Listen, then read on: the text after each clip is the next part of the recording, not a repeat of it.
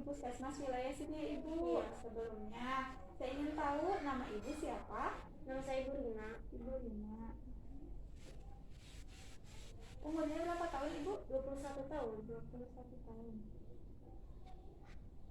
Nah Ibu, alasan Ibu maksud dan tujuan datang ke sini untuk apa? Saya ingin berkonsultasi tentang KB. Oh, berkonsultasi mengenai KB alternatif Ibu ya? Iya.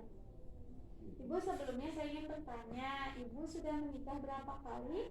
1 kali. Oh, 1 kali. Ibu sudah melahirkan berapa kali? Belum sis, belum. Oh, belum. Apakah sebelumnya Ibu sudah pernah memakai KB? Belum juga, makanya saya mau coba. Apakah Ibu punya penyakit-penyakit lain seperti hipertensi atau diabetes? Tidak sis. Oh, alhamdulillah, tapi dia. Iya. Nah, baik Ibu, kita mulai saja Ibu untuk konselingnya ya. Jadi nanti saya akan menjelaskan terlebih dahulu mengenai konseling Ibu ya, mengenai alat kontrasepsi. Untuk waktunya itu 10 sampai 15 menit. Tempatnya di sini. Apakah Ibu bersedia? Iya, saya bersedia. Baik, jika Ibu bersedia, saya ambilkan dulu medianya Ibu. Baik. Nah Ibu, medianya sudah ada. Sekarang bisa kita mulai ya Ibu. Sebelum dimulai, saya ingin tahu dulu, apakah Ibu sudah tahu mengenai KB atau alat kontrasepsi? KB itu bukannya keluarga berencana ya? Iya betul. Apakah ada yang Ibu ketahui lagi? Tidak ada sis. Oh iya, baik. Jadi di sini nanti saya akan menjelaskan ya Ibu mengenai pengertian KB dan jenis-jenis KB. Ada KB hormonal, KB non hormonal, KB permanen, serta mekanisme kelebihan dan kekurangannya. Kita mulai saja Ibu ya. Sini yang pertama ada pengertian KB. KB atau yang kita sering sebut itu keluarga berencana adalah program skala nasional untuk menekan angka kelahiran dan mengendalikan pertambahan penduduk di suatu negara seperti di negara kita Indonesia Ibu ya. Nah Ibu, baik, kita lanjut. Di sini ada jenis-jenis KB hormonal, KB non hormonal dan yang KB permanen. Yang pertama ada KB hormonal, yaitu ada pil KB ya Ibu.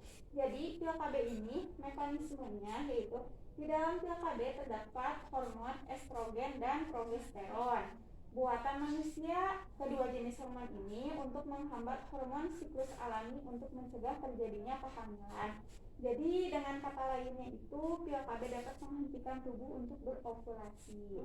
Adapun di sini Ibu kekurangan dan kelebihannya, yaitu kelebihannya mampu mengurangi gejala PMS atau biasanya Ibu sering mengalami sakit perut tidak kalau haid? Iya, sering banget. Dengan pil KB jadi bisa dikurangi ya Ibu rasa sakitnya. Yang selanjutnya melindungi Ibu dari penyakit radang panggul. Di balik kelebihan itu adapun ada kekurangannya Ibu. Kekurangannya yang pertama, kalau pil ini harus diminum setiap hari, jamnya tuh harus sama. Jika terlewatkan ingin mendapatkan perlindungan yang penuh ya Ibu. Dan yang kedua bisa meningkatkan tekanan darah. Jadi untuk yang hipertensi ini tidak dianjurkan ya Ibu ya. Nah Ibu, yang kedua ada KB suntik. Nah, mekanisme kerjanya yaitu KB ini dengan cara mengentalkan lendir serviks atau leher rahim sehingga sel sperma sulit mencapai masuk ke rahim ya Ibu. Jadi tidak dapat membuahi sel telur. KB suntik ini tergolong efektif dalam mencegah kehamilan. Adapun kelebihan dan kekurangannya yaitu kelebihannya tidak berinteraksi dengan obat-obatan lain dan aman untuk ibu menyusui. Adapun kekurangannya, efek sampingnya bisa sakit kepala, kenaikan berat badan. Biasanya yang menggunakan KB suntik ini jadi suka gemuk ya Ibu ya. Nah, bisa nyeri payudara, pendarahan dan menstruasinya tidak teratur apabila selama KB suntik ini masih digunakan. Ibu, apakah saya terlalu kecepatan Ibu? Tidak. Sebelum ada yang ditanyakan nanti boleh diakhiri Ibu ya. Nah selanjutnya ada IUD. Nah IUD ini adalah KB hormonal ya Ibu. IUD hormonal ini dengan cara melepas hormon progestin secara sedikit demi sedikit. Hormon ini kemudian akan mengentalkan cairan di bagian leher rahim sehingga sperma sulit mencapai masuk ke rahim dan sulit untuk membuahi sel telur. Kelebihan dan kekurangannya, yang pertama kelebihan ibu. Kelebihannya yaitu dapat mencegah kehamilan dalam waktu jangka panjang bahkan bisa sampai 10 tahun. Kelebihan yang kedua yaitu mudah dilepas apabila ibu ingin kembali hamil. Dan yang ketiga, kelebihannya itu tidak mempengaruhi hormon yang lain ibu sehingga tidak berpengaruh dalam proses menyusui, seks maupun perubahan mood. Sedangkan kekurangannya itu darah menstruasi bisa lebih banyak dari biasanya, timbul kram perut saat menstruasi, dan mual serta perut tidak nyaman. Yang selanjutnya ada pemakaian kondom ibu. Kondom ini adalah alat kontrasepsi untuk pria yang bekerja dengan cara menampung air mani dan sperma di dalam kantong kondom sehingga mencegah memasuki saluran reproduksi wanita. Kelebihannya, terbilang alat kontrasepsi ini cukup efektif dan mudah didapatkan ibu. Banyak di apotik-apotik, di Indomaret, di Alfamaret juga banyak ibu tersedia.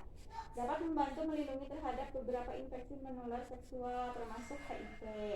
Dan adapun kekurangannya itu kondom bisa copot atau lepas jika digunakan dengan tidak benar. Dan bagi orang yang sensitif terhadap bahan kimia atau latex, dan ini dapat menimbulkan alergi. Yang selanjutnya di sini ada tubektomi. Kalau untuk tubektomi ini jadi KB permanen, jadi disterilkan. Mekanisme kerjanya KB ini dengan memotong atau mengikat saluran tuba falopi.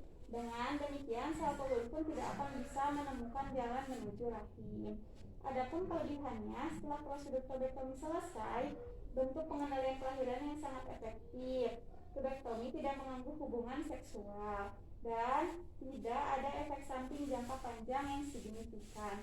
Tetapi kekurangannya karena tubektomi bersifat permanen dan sulit untuk dikembalikan, beberapa orang menyesal melakukan untuk pemilihan ini ibu, kecuali kalau misalkan ibunya umurnya udah tua dan mempunyai anak banyak, biasanya disarankan itu tubektomi. Dan yang terakhir ibu, ini ada vasektomi. Vasektomi mekanisme kerjanya sama ibu seperti tubektomi, yaitu sterilisasi yang dilakukan dengan cara memotong saluran sperma yang menyalurkan sperma ke testis ke miserpe. Kelebihannya, vasektomi ini lebih dari 99% efektif untuk mencegah kehamilan. Efek jangka panjang bagi kesehatan jarang terjadi. Dan kekurangannya, vasektomi sulit dikembalikan ke kondisi semula ibu, sama seperti yang tubektomi tadi ya ibu ya. Nah ibu, mungkin itu penjelasan yang bisa saya sampaikan. Sampai sini apakah ibu paham? Insya Allah paham. Apakah ada yang ingin ibu tanyakan? Ada sus. Ya boleh ibu. Kira-kira di umur saya yang 21 tahun ini boleh ya kalau menggunakan IUD? Oh boleh ibu. Nah saran saya juga ibu bisa menggunakan KB IUD, KB suntik ataupun KB pil. Tetapi untuk KB pil apabila ibu takut lupa atau kayak gitu, lebih baik dihindari. Lebih baik ibu menggunakan KB suntik atau IUD. Kalau IUD ibu bisa jangka panjang. Kalau suntik, kalau takutnya ibu takut disuntik tidak? Tidak. Oh tidak. Iya. Jadi ibu kalau saran saya ibu bisa pakai IUD. Oh iya. Apakah ibu yang alat kontrasepsi yang ibu pilih? IUD saja. Oh IUD saja. Jadi kalau seperti itu ibu pemasangannya mau dilakukan kapan? Mungkin lusa sus. Oh lusa. Ya baik, nanti saya sampaikan ya ibu. Nanti saya catat, ibu bisa kembali ke sini. Iya. Nah ya ibu, mungkin cukup sekian ya ibu konseling yang bisa kita lakukan hari ini. Nanti lusa ibu bisa kembali ke sini. Iya. Terima kasih atas perhatiannya ibu. Ya sus, terima kasih juga ya sus. Assalamualaikum. Waalaikumsalam.